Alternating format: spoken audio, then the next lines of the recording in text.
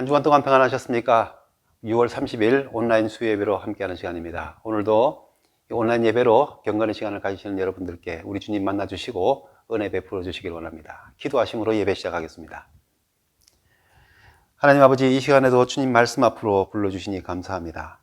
저희가 하나님께서 계시다는 사실과 하나님께서 우리의 아버지가 되셔서 우리를 사랑하시고 구원하시고 보호하신다는 사실을 알고 믿게 하심을 감사드립니다. 미련한 자는 하나님이 없다 하느니라 하였는데 저희로 하여금 그런 미련에서 벗어나 주님을 아는 슬기롭고 지혜로운 삶을 살게 하시니 감사 찬양드립니다. 하오나 주님, 저희의 삶의 습관까지 슬기롭고 지혜로운지 생각해 볼 때에 주님 앞에 부끄러움이 참 많습니다. 주님을 믿고 아는 자로서 어떻게 이렇게 미련한 일을 많이 하는지 죄송할 때가 너무나 많습니다. 주님, 저희의 어리석음과 부족함을 불쌍히 여겨주시고 성령의 능력과 도우심을 힘입어 주님께 대하여 슬기로운 삶을 살 수 있도록 깨달음과 회개를 주옵소서.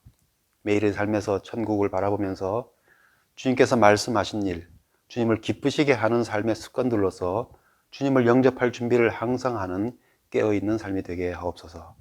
아버지의 말씀을 따라 거룩한 성도의 삶을 사는 것을 우리의 지혜로 삼게 하여 주옵소서.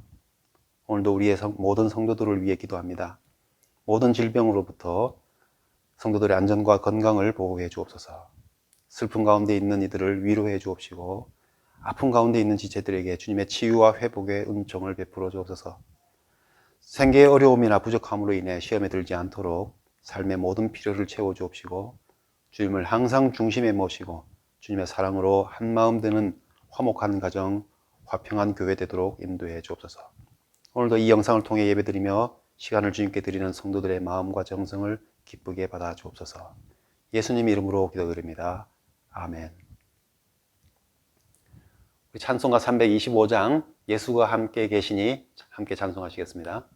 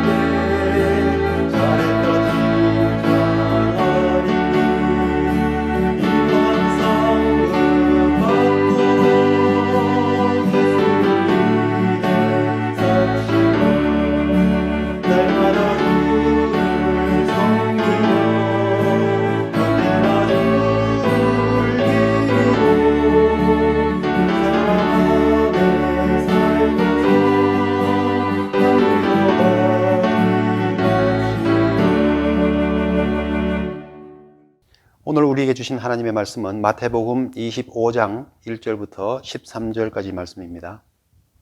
그때의 천국은 마치 등을 들고 신랑을 맞으러 나간 10처녀와 같다 하리니 그 중에 5은 미련하고 5은 슬기 있는 자라. 미련한 자들은 등을 가지되 기름을 가지지 아니하고 슬기 있는 자들은 그릇에 기름을 담아 등과 함께 가져갔더니 신랑이 더디 오므로 다 졸며 잘세. 밤중에 소리가 나되 보라 신랑이로다 맞으러 나오라 하매 이에 그 처녀들이 다 일어나 등을 준비할세. 미련한 자들이 슬기 있는 자들에게 이르되 우리 등불이 꺼져가니 너희 기름을 좀 나눠달라 하거늘 슬기 있는 자들이 대답하여 이르되 우리와 너희가 쓰기에 다 부족할까 하노니 차라리 파는 자들에게 가서 너희 쓸 것을 사라 하니 그들이 사러 간 사이에 신랑이 오므로 준비하였던 자들은 함께 혼인잔치에 들어가고 문은 닫힌지라. 그 후에 남은 처녀들이 와서 이르되 주여 주여 우리에게 열어주소서. 대답하여 이르되 진실로 너희에게 이르노니 내가 너희를 알지 못하노라 하였느니라. 그런즉 깨어있으라. 너희는 그 날과 그 때를 알지 못하느니라. 아멘. 천국은 마치 등을 들고 신랑을 맞으러 나간 열 처녀와 같다 하리니 오늘 말씀에 이렇게 되어 있습니다. 천국이 임하는 일이 마치 열 처녀가 신랑을 맞이하는 그런 상황에 비유된다 하는 말씀입니다. 유대인의 혼인 풍습은 신랑이 신부의 집에 가서 간단한 종교식을 치른 후에 신부와 신부의 들러리들을 데리고 이제 신랑의 집으로 가는 것이죠. 그래서 거기서 혼인잔치를 벌이는 것으로 시작됩니다. 하지만 신랑의 집이 너무 멀 경우에 혼인 예식을 신부의 집에서 하는 경우도 있었습니다. 오늘 본문은 누구의 집에서 일어나고 있는지 정확하게 분명하게 드러나고 있지는 않지만 아무튼 당시 유대 풍습에 따르면 혼인식은 저녁에 치르게 되기 때문에 신부의 들러리들이 등불을 켜서 신랑을 영접해야 했습니다. 예수님께서는 이 10명의 처녀들의 특성을 통해서 천국이 임할 때에 우리의 모습이 어떠해야 될 것인지에 대해서 말씀해 주고 계십니다. 먼저 10처녀의 특성에 대해서 한번 생각해 보겠습니다. 예수님께서는 이 10처녀의 특성을 미련하다, 슬기 있는 자, 슬기롭다 하는 특성으로 나누셨습니다. 미련하다 하는 것은 신중하지 못하고 예측하지 못하고 예측 능력이나 지혜가 없는 것을 말하죠. 슬기롭다는 것은 그 반대의 모습입니다. 신중하고 사려 깊고 분별력 있는 지혜 있는 모습을 말합니다. 그런데 이 미련하다, 슬기롭다 했던 이 특성이 어떠한 행동으로 나타났습니까? 오늘 본문에 보면 등을 준비하되, 등은 둘 다 준비했습니다. 열처녀 모두가 등을 준비했는데 기름 그릇을 더 준비했느냐에서 차이가 나고 있습니다. 기름 그릇을 준비했느냐, 그렇지 않느냐, 그것으로 나타나고 있습니다. 본문을 좀 더 자세히 보면요, 이 미련한 5과 슬기로운 5명에 대한 말씀에 미련하다, 슬기롭다 하는 것이 마침 그날 그런 일의 결과로 미련한 자, 슬기로운 자로 나눠진 것이 아니라 평소에 이 5처녀는 미련한 삶을 사는 습관이 있었고 다른 5은 슬기롭게 사는 습관을 가지고 있었다는 것으로 해석되는 그런 단어들을 사용하였습니다. 평소에 늘 미련한 방식으로 사는 특성이 있는 5처녀는 신랑을 기다려야 하는 일에 있어서도 그런 식으로 한 것이죠. 그때 달랑 들고 나갈 수 있는 등만 준비하고 기다렸다는 것입니다. 삶을 그런 식으로 사는 거죠. 반면에 슬기로운 5처녀는 평소에 늘 슬기롭게 살아왔던 방식대로 신랑을 기다린 것이죠. 말하자면 신랑이 예정된 시간에 올 수도 있지만 그렇지 않을 수도 있다는 것을 생각해서 기름 그릇을 더 준비했다는 것입니다. 신랑이 늦어질 수도 있다는 사실을 대비해서 여분의 기름을 준비하였다는 것이죠. 그런데 그런 모습이 그날만 갑자기 일어난 일이 아니라 늘 슬기롭게 살던 사람에게서 나온 습관대로 나온 일이었다는 것입니다. 이 미련함과 슬기로움의 차이가 여분의 기름을 준비하였는가로 나타났는데, 처음에는 신랑이 올 줄 알고 등을 준비한 것은 동일했지만 문제는 신랑이 더디 왔다는 것이죠. 유대인들의 혼인식에 있어서 신랑이 더디게 오는 것, 늦게 오는 일은 흔한 일이었다고 합니다. 그러면 예상했던 시간에 탁 등을 밝히겠다고만 준비하는 일은 별로 현명한 일이 아닌 것이죠. 만약에 그 정도만 준비했다 그러면은 평범하다 못해서 어리석은 일이 되는 것입니다. 늦을 수도 있음을 알고 있다면 여분의 기름, 즉 본문 4절에 나오는 그 그릇에 기름을 따로 더 준비할 수 있는, 그래서 만일을 대비하는 슬기로움이 있어야 하는 것이었죠. 그런데 평소에 미련하게 사는 것이 습관이 되어 있던 이 사람들은 신랑을 맞이하는 일에 있어서 결국 실패하고 망쳐버리게 된 것입니다. 평소에 슬기로운 삶을 사는 습관이 신랑을 맞이하는 일에 있어서 이 다섯 처녀, 다른 다섯 처녀는 성공할 뿐만 아니라 그 잔치에 참여하여서 그날의 들러리로서의 모든 즐거움과 영광을 함께 누렸을 것입니다. 우린 여기서 내 평소의 삶이 슬기로운 자인가 미련한 자인가를 생각해 볼 필요가 있는 것입니다. 우리는 미련한 삶의 습관을 갖고 있는가, 아니면 슬기로운 습관을 갖고 있는가. 우리 주님께서 미련한 다섯 처녀, 슬기로운 다섯 처녀 이렇게 분류하실 때 나는, 우리 교회는 어디로 분류될 것인가, 우리는 생각해 볼 필요가 있습니다. 특별히 평소의 습관 가운데서 우리 영적인 습관에 대해서 생각해 볼 필요가 있습니다. 우리 두 번째로 생각하는 것은 평소의 습관, 특별히 영적인 습관에 대한 겁니다. 예수님께서는 특별히 천국에 대하여, 예수님의 재림을 준비하는 성도의 삶에 대하여 오늘 이 비유의 말씀을 주고 계십니다. 그래서 평소에 우리가 어떤 삶의 모습을 가져야 될 것인지를 미리 경고해 주고 계신 것이죠. 그래도 자기 이익이 되는 일에 있어서는 슬기로운 사람들이 이 땅에 참 많이 있습니다. 철저히 준비하고 신중하게 생각하고 만일을 대비하는, 이 세상에서 자기 삶에 대해서, 자기의 성공을 위해서 슬기로운 사람들은 얼마나 많은지 모릅니다. 좋은 성적을 얻으려고, 좋은 대학을 가려고, 좋은 직장 들어가서 또 사업에 성공하기 위해서 얼마나 열심히 노력들을 하고 슬기를 발휘하고 있는지 모릅니다. 아이의 성적과 좋은 학교 진학을 위한 활동을 채우기 위해서 부지런히 아이들을 데리고 이렇게 다니는 그런 모습도 우리가 많이 봅니다. 사업에 성공하기 위해서 새벽부터 저녁까지 열심히 일하는 많은 사람들이 있습니다. 인생에 성공하는 습관, 우리에게는 꼭 필요한데, 그런 인생에 성공하는 습관이라는 제목으로 어떤 책을 찾거나 자료를 구하는 일은 별로 어렵지 않습니다. 책도 참 많고요. 성공하는 습관이라는 이름으로 검색만 해봐도 많은 자료들이 나옵니다. 그만큼 사람들의 관심이 많다는 것이죠. 그 중에 좋은 인생을 만드는 10가지 강력한 습관이라고 하는 한 신문 칼럼을 찾았습니다. 많은 자료들이 있겠지만 그 중에 강력한 습관이라는 말이, 이 강력하다는 말에 끌려서 한번 살펴보았습니다. 10가지인데 그 중에 첫 번째가 꾸준한 배움입니다. 독서나 여러 가지 활동들을 통해서 매일 학습하는 능력, 학습하는 습관을 가지라, 그렇게 말합니다. 두 번째는 긍정의 시각화입니다. 사람 생각하는 대로 된다 라고 말하면서 꿈을 이루는 그런 생각들을 머릿속으로 항상 그리는 습관을 가져보라, 그렇게 말합니다. 운동과 식사입니다. 몸이 자산이므로 체조나 건강한 음식을 구별해서 먹고 또 꾸준히 하는 습관을 가지라라고 말합니다. 네 번째는 목표 설정입니다. 목표를 세우고 적었던 사람들이 결과적으로 성공했다라는 그 결과들을 보면서 목표를 세우고 그 목표를 적는 습관을 가져보라, 그렇게 말합니다. 다섯 번째는 우선순위입니다. 급한 일을 처리하느라고 정작 중요한 일을 못하는 일이 없도록 우선순위를 세워서 중요한 일을 꾸준히 해나가는 습관을 가져라, 그렇게 말합니다. 그리고 여섯 번째는 자산 관리입니다.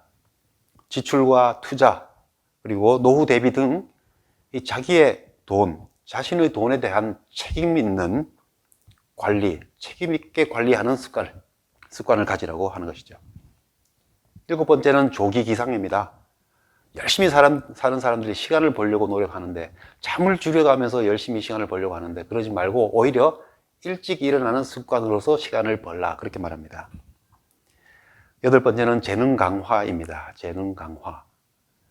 사람들은 자기의 부족한 것에 막 매달리는 경향이 있는데 그러지 말고 자기의 강점에 더 집중하고 거기에 투자하는 습관을 가져라, 그렇게 말합니다.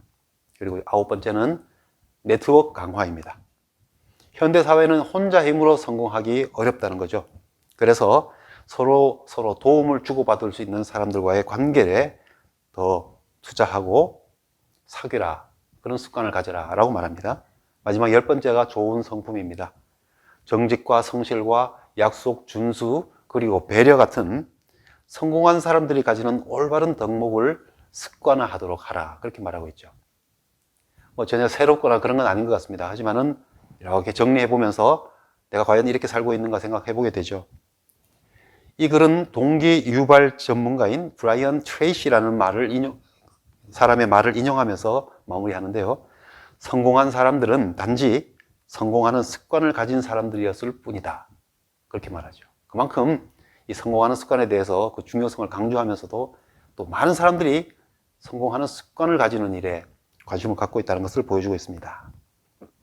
그런데 이 세상의 삶, 자신의 삶의 이 육신적인 성공을 위해서 이렇게 불기로움을 가지고 노력하고 좋은 습관을 가지려고 평소에 좋은 습관 가지려고 노력하는 만큼 우리가 천국에 관하여 하나님 나라에 관하여도 슬기로운가 한번 물어보는 것입니다. 이 땅에서 성공하는 인생이 되기 위해서 발휘하는 이 슬기로움을 하나님 나라를 위해서는 얼마나 발휘하고 계십니까? 하는 겁니다. 이 세상에서 성공을 위해 저렇게 강력한 습관을 가지려고 체크도 하고 노력도 하고 하는데 하나님 나라의 일에 대하여서는 이 강력한 습관을 발휘하기 위해서 우리가 어떤 노력을 하고 있느냐는 겁니다. 매일의 삶에서 천국이 임하는 것을 대비하는 그런 습관을 가지고 있는지, 그런 노력을 하고 있는지, 매일의 삶에서 주님의 오심을 맞이할 준비하는 일에 대해서 어떤 습관과 태도를 가지고 있는지 말씀을 비춰보면서 생각해 보아야 하는 것이죠. 세상에 대하여 슬기로운데 하나님 나라에 대하여 미련하면 결과적으로 미련한 것이 됩니다. 그러나 하나님 나라에 대하여 슬기로우면 세상에 대하여 미련할지라도 결과적으로 그런 인생은 슬기로운 인생이 된다는 것이 성경의 가르침입니다. 왜냐하면 하나님 나라에 대하여 슬기로운 자에게는 세상에서도 슬기로울 수 있도록 복 있는 자의 삶이 될 수 있도록 이끌어 주시기 때문이라고 말씀하고 있습니다.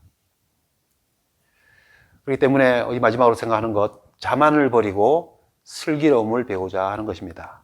우리는 정확하게 맞아떨어질 때에 감탄을 보내죠. 더도 아니고 덜도 아니고 정확하게 딱 맞출 때에 야 정확하다고 한 치의 오차 없이 맞춰내는 그 능력, 우리 감탄하고 칭찬합니다. 딱 맞다는 것은 낭비도 없고 정확한 판단력을 가진 것처럼 보이죠. 그래서 어떻게 그렇게 정확하냐 하는 말을 우리는 칭찬으로 듣습니다. 그러나 그런 관점은 자칫 우리 자신에 대한 능력에 대해서 자만심을 갖게 할 수가 있습니다. 자만심을 추구하거나 자만심에 빠지게 되는 것이죠. 그래서 내가 판단하는 것이 언제나 정확하다고 생각하는 것이죠.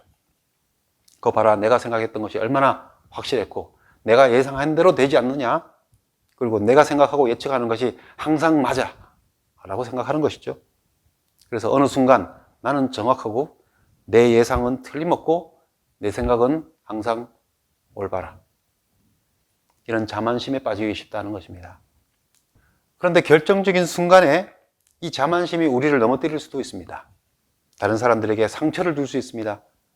고집쟁이, 다른 사람과 어울릴 줄 모르는 사람, 함께 지내기 까다로운 사람이라고 취급될 수도 있습니다. 생각이 좁고 막힌 답답한 사람이라고 여겨질 수도 있는 것이죠. 그래서 우리는 삶에 여유를 더하려고 합니다.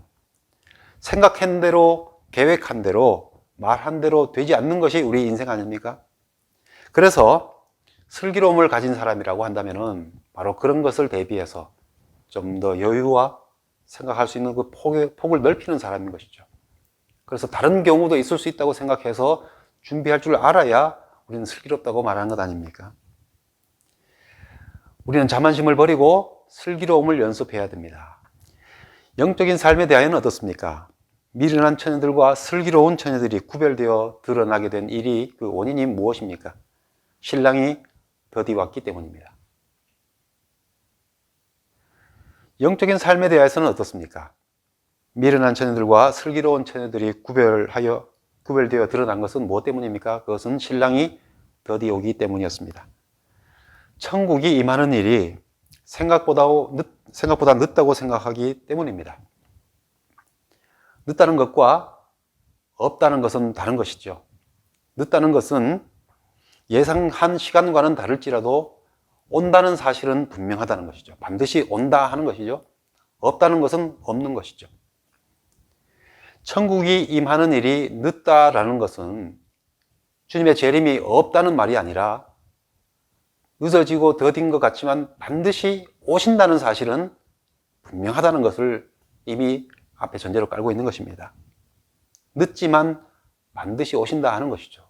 그렇기 때문에 슬기로운 삶이라는 것은 반드시 일어날, 반드시 오실 주님을, 그 날을 준비하는 것인 것이죠. 베드로후서 3장 8절에서 9절에서 하나님 나라에 임하는 날, 주님의 날이 더디게 느껴지는 이유를 이렇게 말씀합니다. 사랑하는 자들아, 주께는 하루가 1000년 같고 1000년이 하루 같다는 이 한 가지를 잊지 말라. 주의 약속은 어떤 이들이 더디다고 말하는 것 같이 더딘 것이 아니라 오직 주께서는 너희를 대하여 오래 참으사 아무도 멸망하지 아니하고 다 회개하기에 이르기를 원하시느니라. 그렇게 말씀합니다. 그래서 시간의 제한 속에서 살아가는 우리 인간 편에서는 더디고 늦어지는 것처럼 보일지라도 주님의 약속의 날은 반드시 온다는 것입니다. 그런데 그동안 우리가 미련의 습관을 가지고 살아간다면 그 미련한 5처녀의 결과를 우리가 얻게 된다는 것입니다. 이것을 주님께서 경고해 주고 계신 것이죠. 반면에 슬기로운 처녀의 습관을 우리가 이 더디다고 느껴지는 이 기다림의 시간 속에 우리 평소의 삶의 습관으로 가지게 된다면 주님을 맞이하는 영광과 기쁨을 누리게 된다는 것입니다. 첫 출발은 같았다는 사실을 기억하시기 바랍니다. 다 등을 준비해서 신랑을 기다립니다. 우리 모두가 신앙생활을 하고 있습니다. 그런데 우리가 경험하는 이 신앙생활에 있어서 주님을 기다리는 삶이라는 것은 항상 기다리고 기다리는 기다림의 시간입니다. 도대체 언제 오시나라는 마음을 가질 때가 얼마나 많습니까? 그러나 반드시 오실 줄을 알고 그 기다림의 시간을 평소에 주님을 맞이하는 일, 거룩하고 선한 일, 주님을 예배하며 섬기는 삶, 그리고 성령의 이끄심을 따라서 선한 열매를 맺는 일, 이런 일에 우리가 강력한 습관을 발휘하려고 애쓰는 삶이 될 때에 그것은 슬기로운 삶이 되는 것이죠. 그 결과로 갑자기 주님께서 오실 때에, 신랑이 도착했을 때에 우리는 등불을 꺼뜨리지 않고 맞이하여서 함께 잔치에 참여하게 되는 일이 오게 된다는 것입니다.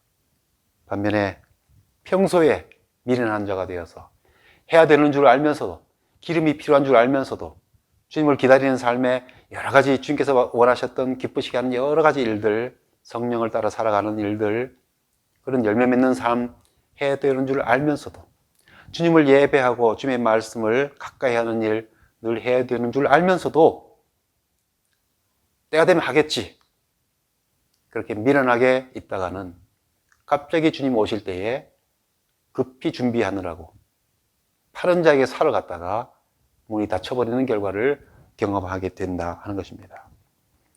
예수님의 다시 오심을 준비하는 일에 있어서 오늘 말씀은 이렇게 말씀합니다. 그런즉 깨어있으라. 너희는 그 날과 그 시기를 알지 못하느니라. 우리는 언제 그런 일이 일어날지 모릅니다.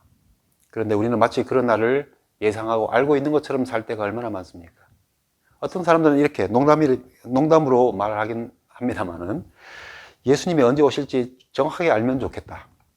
그러면 그 전까지 내가 하고 싶은 거 다 하다가 오시기 전날 딱 회개하고 천국 가면 되잖아.